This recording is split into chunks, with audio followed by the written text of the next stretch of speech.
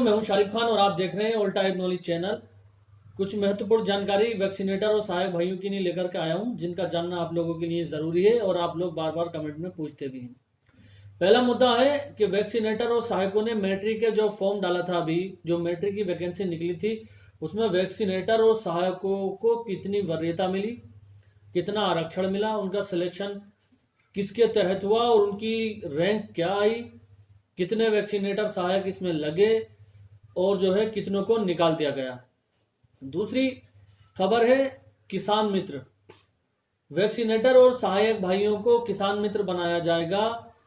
पूरी बात क्या है, इसका पूरा विवरण हम अभी आगे वीडियो में जानेंगे। तो इसी से रिलेटेड कुछ मुद्दे हैं जो आप लोगों को बताना चाहता हूं। सबसे पहली बात तो दोस्तों, किसान मित्र का मैं आप लोगों को बता दूं, हरियाणा के मुख्यमंत्री मनोहर लाल खट्टर के द्वारा सबसे पहले किसान मित्र योजना को स्टार्ट किया गया है। इस वक्त आप अपनी स्क्रीन पर देख रहे हैं ये स्क्रीनशॉट। भारत सरकार की पहल है कि किसान मित्र रखे जाएंगे और वो किसान मित्र जो होंगे जिसके पास 2 एकड़ से कम जमीन है उनके लिए कार्य करेंगे।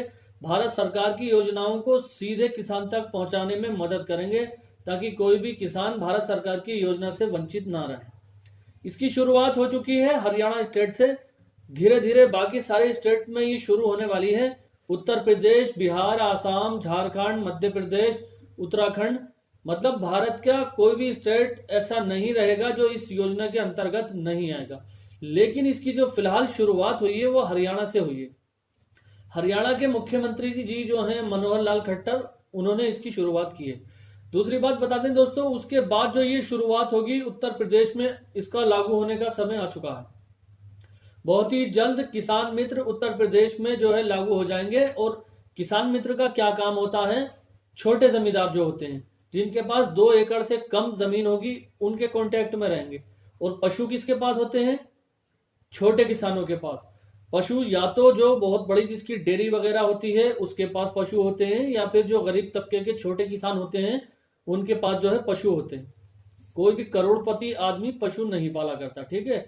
डेयरी वाले प्रोसेस को छोड़ के जिसके पास डेयरी होती है उसका काम तो अलग होता है। तो वैक्सीनेटर और सहायक का काम क्या होता है कि उन लोगों के साथ कनेक्शन में है जो छोटे किसान हैं जिनके पास 2 एकड़ से कम जमीन है।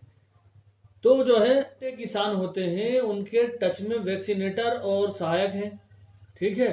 अब हम लोग मांग भी लगातार कर रहे हैं, तो ये मैं अपने अंदाजे से और आइडिया से बता रहा हूं कि वैक्सीनेटर और सहायक भाइयों को किसान मित्र में वरीयता मिलेगी, ठीक है। 100% मिलना चाहिए, क्योंकि और ये हमारी डिमांड भी है, मांग भी कर रहे हैं और गवर्नमेंट से लगातार इसके लिए हम मांग भी करेंगे। क्योंकि पूरे क्षेत्र में जिसकी जो भी ग्राम पंचायत है, ग्राम पंचायत पे किसान मित्र नियुक्त किए जाएंगे और हम लोगों को भी पहले से ग्राम पंचायत पे नियुक्त किया गया है। तो इसमें जो होगा वैक्सीनेटर और सहायक भाइयों का बड़ा योगदान पहले से रहा है, इसलिए गवर्नमेंट का ये काम है कि हम लोगों को जो है किसान मित्र की पोस्ट पे जो है हमें जो है बहाल किया जाएगा।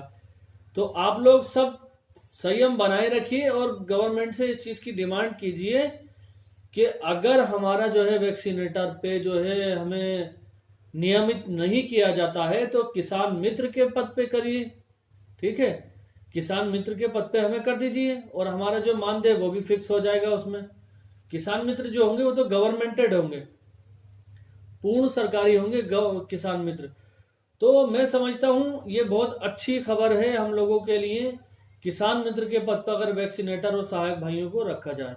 दूसरी बात, मैट्रिक की जो परीक्षा हुई है जिसमें 1250 वैकेंसी थी और पूरे प्रदेश से उसमें जो है नहीं 36 जिलों से, सॉरी पूरे प्रदेश से नहीं 36 जिले से उसमें फॉर्म डाले गए थे और वैक्सीनेटर और सहायक भाइयों ने उसमें फॉर्म डाले थे। अब मेरे वीडियोस पे कमेंट आते हैं कि कितने सिलेक्शन हुए और कितने लोगों का वैक्सीनेटर और सहायक भाइयों का कितनों का सिलेक्शन हुआ और कितनों का नहीं हुआ, सर बताएं। तो मैं आप लोगों को बताना चाहता हूं कि 31 दिसंबर उसकी लास्ट डेट थी और आज 4 जनवरी है, यानी कि आज 4 दिन हुए हैं। अभी इसका कोई भी निष्कर्ष निकल के नहीं आया है कि कितने वैक्सीनेटर और सहायक भाइयों का इसमें सिलेक्शन हुआ है और कितनों को कितना आरक्षण मिला है। सारी बात मैं आप लोगों को बताऊंगा, लेकिन जब रिजल्ट आ जाएगा जब इन लोगों का सिलेक्शन हो जाएगा, अभी तो प्रक्रिया प्रोसेस में है, ठीक है, अभी तो प्रोसेस में है काम जो है हमारा।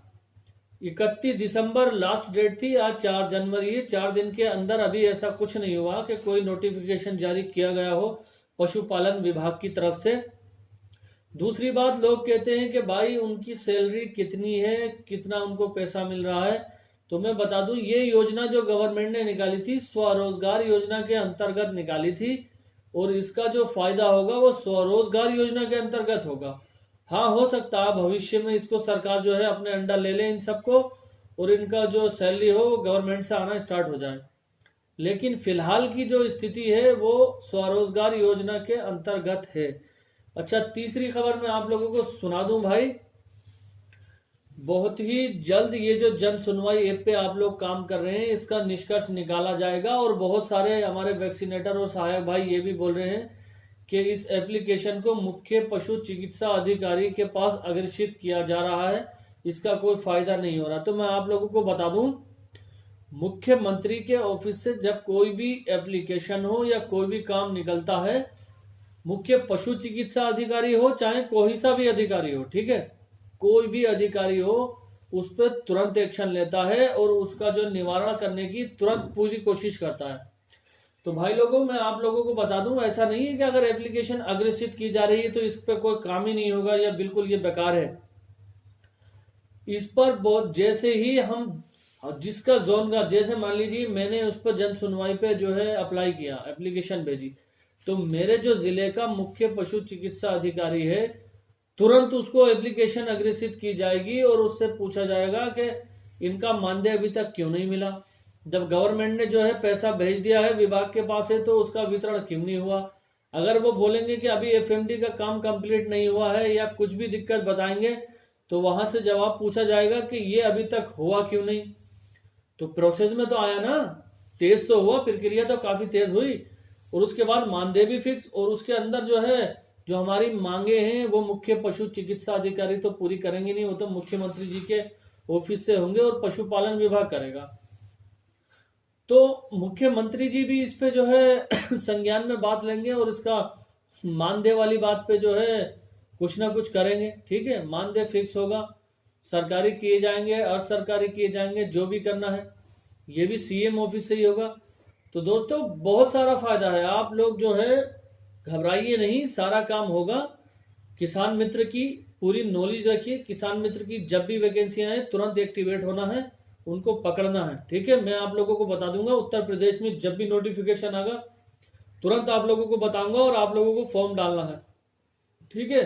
वरीयता आप लोगों को ही मिलेगी, मुझे पूरा पूरा विश्वास है।